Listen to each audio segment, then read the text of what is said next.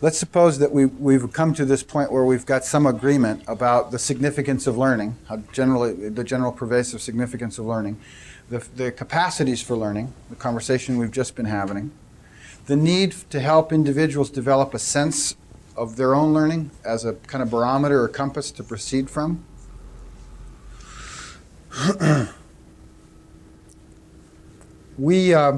I talked about the baby learning to extend themselves in space a few moments ago.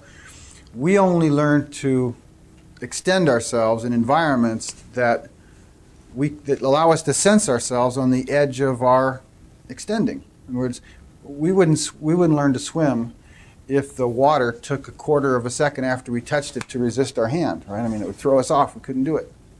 We couldn't learn to walk in outer space. We need gravity. We need, right? We can't learn to become or to allow ourselves to sustain the learning orientations we're born with in the way the thing works now. We can't do it. It doesn't respond to us at the level that our needs are happening. If gravity was constantly unresponsive or fluctuating, we wouldn't learn to walk.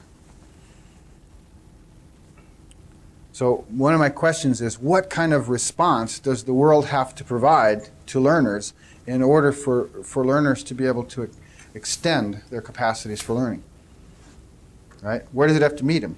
What are the different qualities of meeting a learner on that edge? So as if the purpose was to help the learners be able to participate in extending their capacities for learning. What I call this is meeting learners at their meaning needs.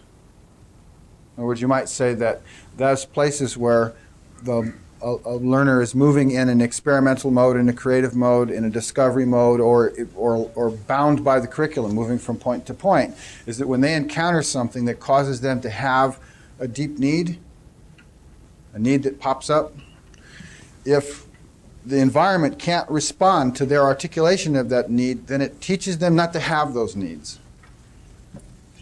And if it teaches them not to have those needs, again, it's teaching them that something out here is more important than their capacity for learning.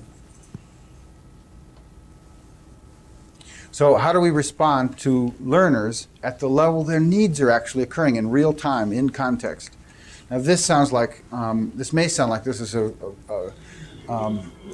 impossible challenge, but I don't think we have a choice. I mean, if we're really concerned, if we come through the corridor together that I've tried to articulate today, of being concerned with the capacities for learning, how somebody becomes self-extending, if we see the relevance of that to organizations, to individual well-being, and all these different things that we've been talking about, then we come to how is it that we can meet learners on the very edge of their needs so as to allow them to learn how to trust those needs as the primary compass with which they extend into learning.